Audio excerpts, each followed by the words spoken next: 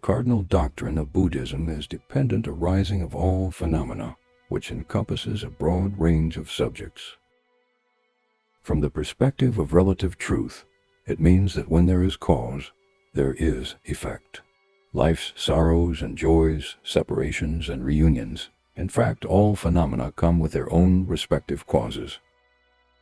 Some we can see, some cannot. Only very special kind of persons can grasp the whole picture.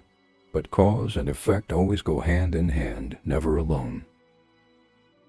No cause, no effect, and vice versa. If one is in pursuit of happiness, one must sow happiness to reap happiness. The seed of happiness is virtuous action.